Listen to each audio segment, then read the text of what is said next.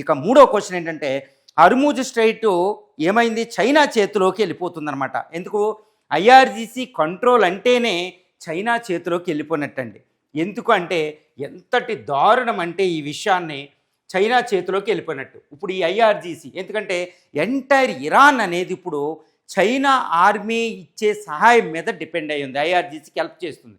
ఈ Hormuz straight IRGC కంట్రోల్కు వెళ్ళింది అంటే అది చైనా కంట్రోల్కి వెళ్ళినట్టు అనమాట. చైనా కంట్రోల్కి ఎందుకు వెళ్తుందంటే వెంటనే ఈ సౌత్ చైనా సీ దగ్గరికి రావాలి మనం. ఎందుకంటే ఇది ఐఆర్జీసీ ఇరాన్తో ఆల్రెడీ $250 బిలియన్ ఒక ట్రేడ్ ఒప్పందం ఉంది. ఇరాన్ అప్పుడు అమెరికా అప్పుడు చైనా దిగుమతి చేసుకున్న ఆయిల్లో 40% ఇరాన్ నుంచి దిగుమతి చేసుకుంటుంది. కాబట్టి దీనికి మిసైల్స్ ఇస్తుంది, తర్వాత బైడు ఇంటెలిజెన్స్ ఇస్తుంది, తర్వాత శాటిలైట్ గైడెన్స్ ఇస్తుంది, అన్నీ ఇస్తుంది అనమాట. ఈ ధైర్యంతోనే ఇరాన్ అమెరికాతో పోరాడగలుగుతుంది, రష్యా ఒక పక్కన ఇచ్చిన. అంటే ఐఆర్జీసీ కంట్రోల్లోకి హర్మూజ్ వెళ్ళిపోతే ఈ హర్మూజ్ స్ట్రైట్ చైనా కంట్రోల్లోకి వస్తుంది.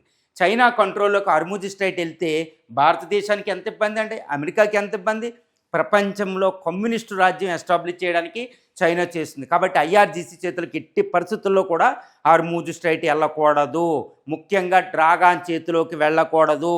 వెళ్తే ఇది ప్రపంచానికి విపత్తు అని చెప్పొచ్చు అనమాట. తర్వాత